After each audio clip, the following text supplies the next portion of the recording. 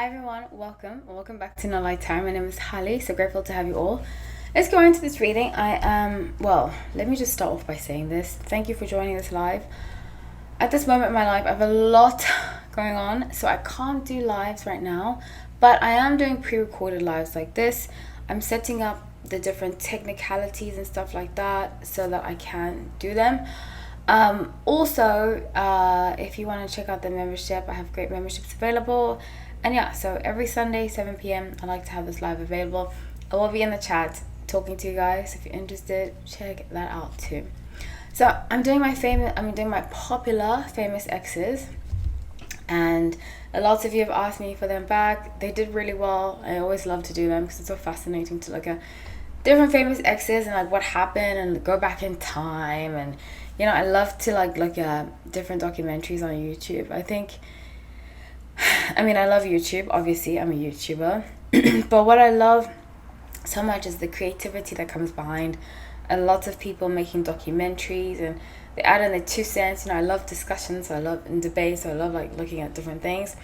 And going back in time and being remembering the era of Bennifer, remembering the era of Cameron Diaz, Justin Timberlake, who I will be covering later.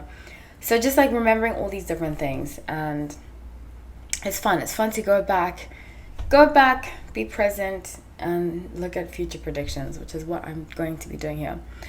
I'm going to be honest, I don't feel 100%. I actually feel very sick today, but I'm still going to be doing this because I'm going away next week. It's funny, I never get sick. I say I have a throat issue that's going on. I think it's because I left my AC on without my humidifier, and I feel awful. But I'm going to do these, and let me not say I'm very sick. That's being dramatic. I never really get sick, but just my throat hurts a lot when I speak. So please bear with me. I was going to postpone these, but I'm going away next week, and I didn't want 2 weeks of no videos for you guys because I know a lot of you are members, a lot of you are subscribed, and I get a lot of messages, DMs, emails, stuff like that, asking me to do videos constantly, so I didn't want to leave you hanging. Okay, so let's get right into it. I want to start off with Bennifer, the Bennifer that got married, so Jennifer Garner and Ben Affleck. I really like Jennifer Garner. There's something so sweet about her. Even her face just gives me, if she's mean in real life, I will be very shocked, because she just gives me wholesome, I'm not crazy about her getting involved in politics. I don't like when celebrities do that. But I really, really just think she's so sweet. She just gives sweetness. And she reminds me of a Midwest, those sweet Midwest girls, or woman, I should rather say. That's what she gives me. I get good vibes from her. So there's been reports that she's been trying to save the relationship between Ben Affleck and Jennifer Lopez. And I did say a long time ago, when I first moved to Miami, that's how I remember it, because I did a video on them, Jennifer Garner and Ben Affleck. Must be so weird being married to two of the same name. My goodness me, I haven't even dated someone with the same name. So I can't even imagine and I've dated people with pretty common names, so I can't even imagine marrying two people with the same name. It's kind of messed up, but anyways. I remember when I first moved to Miami. I've lived here for 2.5 years. I did a video on them, and I said that she kind of tries to get away from him, but she can't. I think he's very overbearing. I think he will always have or feel like he owns her, and she's constantly trying to get away from that in a sweet way, in a subtle way. So with Queen of Cups, Queen of Swords, and Knight of Swords, so I do think the reports are true. Energetically, intuitively, that's what I pick up on. I do think the reports are true. I do think she's trying to get away from him in a subtle way. I think she's owned the fact that I love this about her. You never really hear her trashing her ex. I love that. I think more people should be like that, especially when you have kids with them. It's different if it's something that's happened, when you have to sue the person or whatever. But just openly trashing your ex is not a good thing. So I really like that has stayed very logical. You don't really hear too much about her personal life, which I really like too. And I also really loved Alias. I don't know if you guys remember Alias. When we were when I was in my teens, it came out. She was like this, like, it was really cool. I loved Alias. So with 10 of Coins, 7 of Swords, she is thinking mostly about money and her future with her children. She's not really concerned. She wants stability. She wants stability for her children, bottom of the deck, Knight of Coins. And she feels like Ben is very wishy-washy, and she wants stability for her kids. And I think that's what she's telling him. She's telling him, think about our children. They don't want to have either of us get divorced. And I can see that. She seems very wholesome, and I think in her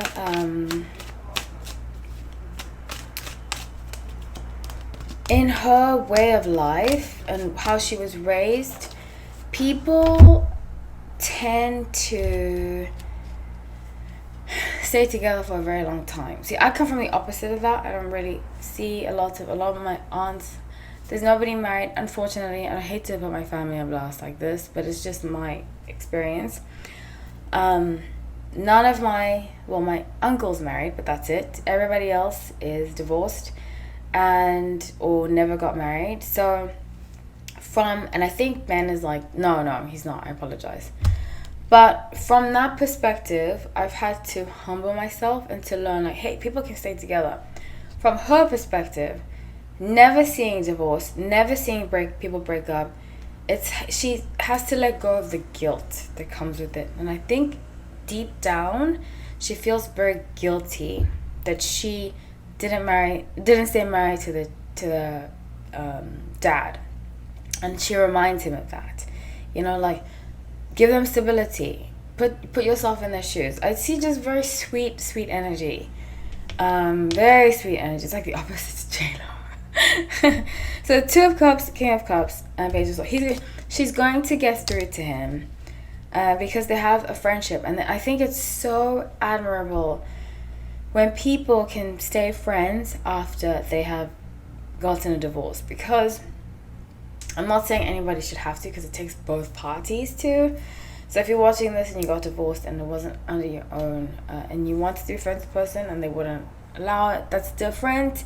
I totally get that. But it's important to make an effort, And I really strongly wish my parents had stayed friends, because I think things would have panned out differently. And I just think sometimes you just need to get along. Which is something I've had to learn too, that I can't just cut people out of my life and then that's it, because that's a lot of children of divorce. We're used to that. We're used to like cutting people out and then that's it.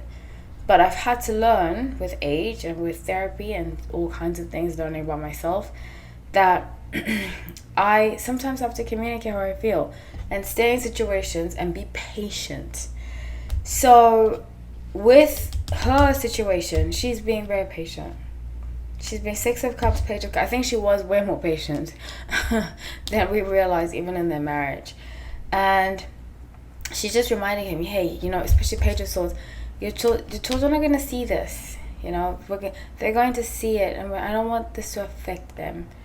And she's kind of like it's so sweet. She just has sweet energy. I can't explain it, but just sweet, like wholesome. She speaks to him in a very loving way. And I can kind of see how when they were together, she was very sweet and he kind of bulldozed her, And in this situation, I'm very proud of her for getting a divorce, because I feel like he kind of bullied her, when they were together. So, let's move on. I do love to say, let's move on to Cameron Diaz and Justin Timberlake. Cameron Diaz is my favorite. I'm kidding. I mean, it's like my 2 favorites. Cameron Diaz and Justin Timberlake. I met actually both of them, 2 different circumstances, in a similar area. I met Cameron Diaz in Tribeca. I didn't really meet him. I just saw him. We were in the same room together, Justin Timberlake, in Soho. But it's like a 5-minute walk from each other. I'm going to New York next week. I'm so excited to go. I'm really excited. I love New York. Can't wait to go home. It's funny, when I left New York, because I'm from there, I used to live there, and when I left New York, I was like, I'm never going back. But now all I do is crave going back to New York. Even though I love Miami. It's the best place I've lived, I think, Miami, which is big to say. So, let's see. Cameron Diaz and Justin Timberlake. When I met Cameron Diaz, she was not very nice to me. In fact, she was the rudest. Her and Idina Menzel were the rudest, the rudest celebrities that I met. But it's okay. I've gotten over it now. Sometimes I have my moments, but it's life. Okay, so let's see. Where are they now? Let's see, energy. So, excuse me. So with the Devil, 6 of Wands, and 2 of Coins. So, it seems to me here, like he has... Wow. He is a piece of work, you know. He wants to talk about her. He has a story to tell about her that he's been keeping for many years. And I just get this vibe about Justin Timberlake. Check out my playlist I've done about him before. That he can never see other people succeed and be happy. Especially if you're an ex of his. And he sees her doing some kind of business, and I think he wants to sabotage it. He wants to get in the way. 4 of Coins and the Sun. He wants to get in the way and kind of like compete with her. So I don't know what business it is. I say this all the time. I'm into reality TV. That's my ish. I love reality TV. So I don't know that too much about regular celebrities, but I love that's what I keep up with. So I see some kind of business she started. I think it might have to do with children that he wants to compete with. I get like diapers, children, stuff like that. Baby wear. But he wants to compete with it. And he's going to come up with his own. Knight of Coins. He's going to come up with his own. I don't know if it's to kind of spite her, or he's going to push Jessica Biel to do it. But like I said, he has like leading man syndrome, what I believe it to be. And he always has to be at the top. A lot of Sun in Aquarius. I'm a Sun in Aquarius, especially the masculine energy. And most exes I have have been Aquarius, even though we get along still. I'm not friends with any of my exes because I don't believe in that. Unless I had kids, then I'd be friends with my ex. But a lot of my Aquarius exes were cool. Nothing bad happened. But I do see in them, and I was like this before, having a God complex, thinking that you're better than other people. He is definitely like he knows everything. He can do it the best. And it's helped him become number one. That's why a lot of Aquarius, we end up being successful. Because number one, a lot of people prove us wrong. And it drives us. Number two, a lot of people must understand us. Drives us.